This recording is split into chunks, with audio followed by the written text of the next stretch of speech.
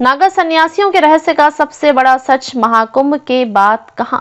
आदि शंकराचार्य के द्वारा धर्म की रक्षा के लिए बनाई गई नागा सन्यासियों की अब फौज शास्त्र से तो परिपूर्ण होती ही है, साथ में शस्त्र में भी निपुण, युद्ध कौशल में पारंगत हासिल होने के कारण समय समय पर कभी मुगलों अंग्रेजों के छक्के छुड़ाने वाली नागा सन्यासियों की यह सेना कई बार देश की सेवा के साथ से कदम मिलाकर देश की सीमा की सुरक्षा और रक्षा के लिए भी अपने प्राणों का न्यौछावर कर चुकी है। महाकुंभ कुंभ के अवसर पर इतनी भारी संख्या में नागा सन्यासियों को देखकर हर किसी के मन में यह जिज्ञासा जरूर उत्पन्न होती है कि आखिर कुंभ के बाद नागा सन्यासी कहां चले जाते हैं, जिसका सही सटीक जवाब तलाशने के लिए एक अखाड़े से दूसरे अखाड़े के गांव की व्यवस्था देख रहे थाना पत्तियों और कोतवालों से बातचीत करने के बाद जो जानकारी निकल कर आई, वह नागा सन्यासियों के रहस्य का सबसे बड़ा सच महाकुंभ के बाद कहां? प्रयागराज महाकुंभ के शुरू होने में अभी जहां लगभग 10 दिन का समय बाकी है, वहीं अभी से ही नागा सन्यासियों को लेकर आस्था, श्रद्धा, आकर्षण के साथ कई तरह के अटकलें और चर्चा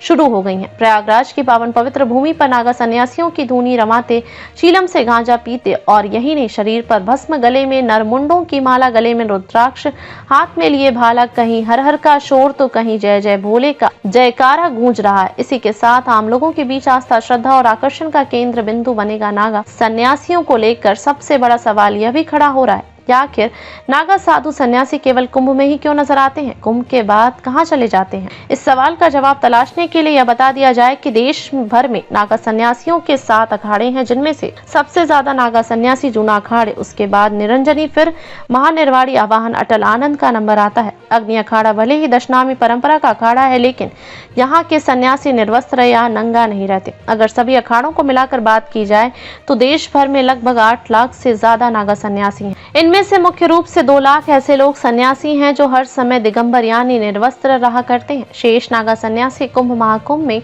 शाही स्नान के बाद जब अपने आश्रमों मठों और में लौट जाते हैं तो वहां पर वह धोती, लंगोटी और अचला पहनकर सेवा कार्य में जुट जाते हैं। यही कारण है कि कुंभ के बाद इतनी भारी संख्या में नागा सन्यासी कहीं नजर नहीं आते और इनका यह रहस्य बरकरार रहता है कि कुंभ स्नान के बाद नागा सन्यासी कहां चले जाते हैं।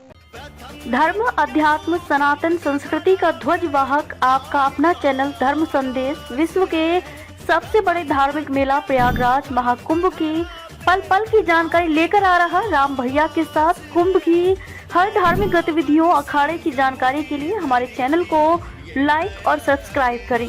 सनातन की बुलंद आवाज।